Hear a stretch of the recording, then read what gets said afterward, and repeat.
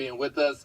I know that you are, I'm going to pronounce it, you're licensed? Licensed clinical social worker, certified alcohol and drug counselor. Okay, now what does that mean in layman's terms? What it means is I deal with issues off the field with athletes particularly. So when we're talking about whether it's anger management, depression, substance abuse, anxiety, anything like that, performance on the field, any of those things, I help that. I work with that. How come almost every day when we pick up a newspaper, there's an athlete on the front page, not because he scored 6 touchdowns or hit 4 home runs, it's because he did something wrong. What is wrong with today's athletes? Well, I think the better question is, where is the support for the athletes? You know, it's great to hear about all the touchdowns, but it's more interesting to hear about something that went terribly wrong with athletes. Unfortunately, we like to see the train crash. We like to see disasters. But what we really need to be discussing is providing support for these athletes. What a lot of people don't understand, that there's a lot of risk for mental illness. There's a lot of pressure. There's a lot of indulgence that happens with these athletes, and they're not supported properly. Mm-hmm. So let's say I'm an athlete and, I'm not feeling well. I'm not, I just can't get it together. When I come to you, what do you tell me? What I want to tell you is really to normalize what's going on with you. What we know is mental illness usually presents itself in the 20s. And when is that? Around college age. College age, yes. Right? So when you come in, we want to figure out first, what symptoms are you experiencing? That's the very first thing we want to understand. We want to alleviate if there is substance abuse going on with that. If it is, we want to address that. And we want to normalize what's going on with you. 1 in 4 people in any given year suffer from a mental illness. So 1 in 4.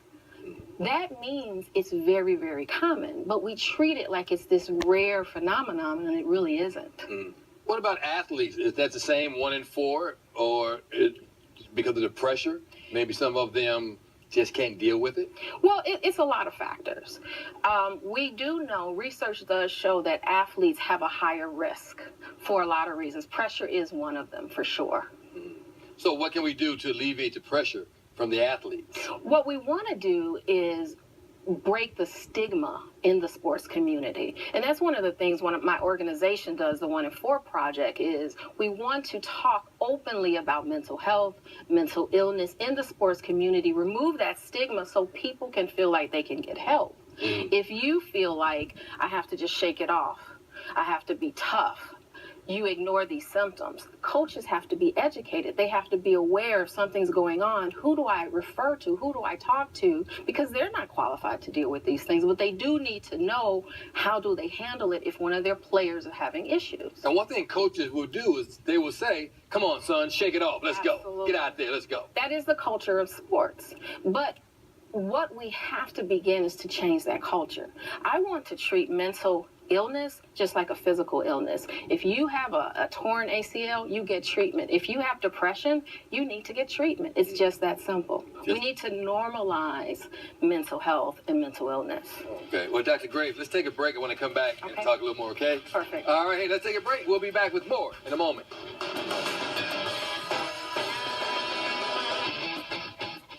Welcome back to Sports Edition, one final segment with Dr. Natalie Graves. And Dr. Graves, a lot of people look at athletes as these big, strong guys. Nothing can touch them. But you think that they're vulnerable, that we just don't realize it. Why? Absolutely. One of the things that we really understand as it relates to the field of social work is vulnerable populations. And when we really look at athletes, some of the areas they come from, some of the issues that they deal with, they are definitely vulnerable to a lot of risk. And what do I mean by that? We're talking about substance abuse. We're talking about managing pressure. We're talking about the pressure of your coach, your team, your family, your own expectations. And we're talking, this is a 20-something-year-old kid whose brain is still developing. So there's a lot going on there. And so it's really has been my my passion and my mission to really provide the support to these athletes that really, really need it. But one thing that people may not realize, a professional athlete, you may be 20 years old and you may sign a big multi-million-dollar contract. Then all of a sudden, here come people that you hadn't seen in years. Yes. Here come family members that want nothing but money. Is that a lot of pressure on a young man that is 19, 18, 20 years old? It's a ton of pressure, and what's disturbing is a lot of times they're not prepared for that. Mm-hmm. Go even further, after their careers, they're not prepared for their careers to end. And then there's an issue with identity, the loss of identity. And I do a lot of work around that. When the applause stops, when the fans stop cheering your name, who are you? Mm-hmm. What do you do? How do you see yourself? And there's a lot of gaps there. Right. What about parents? And I see it a lot, yes. going to a bunch of high school games, that a lot of parents are putting so much pressure yes. on their kids. You know, so-and-so just made $50 million. Get out there and play. Right. And I've written about this, the pressure that family put on the athlete. There's a study there that's out now that at the age of 15, athletes, young kids want to leave their sports because of the family. Mm-hmm. So put on top of that now that you've been playing for several years and the family has these expectations of you. And if you don't meet those expectations, I mean, we know there's a very small percent of athletes that are going to make it professionally. Right. So what does that mean when you don't make it? How does the family respond to that? Where's the support? Where are the coaches? Where's your teammates? They're not there. Right. So what happens to that individual? They're not prepared often. Right, because everybody loves you when you're on top of your game. Yes. But yes. as soon as you come down a little bit, right, they're not there. So what do you tell parents briefly? What do you tell parents? Boundaries. Allow them to find themselves. I often, when I meet with an athlete, I meet with the parents and I meet with the athletes, and then I meet with the athletes alone. And often the story is very different. But what I tell parents is they have to have boundaries. They cannot put their expectations on their kid. They have to allow them to find that maybe sports isn't for them. Maybe they like that for a while and now they want to change, and that's okay. Right. It's unfair to put that undue pressure because kids can't handle that oftentimes. Right, and people forget that they are kids. Yes. That's the key thing, is that we are kids. Anger management. You also yes. deal with anger management. Yes. A lot of athletes, for some reason or another, have anger management problems. What do you do? Well, let's think about that. So when you're on the football field, it is praised to be aggressive. Right.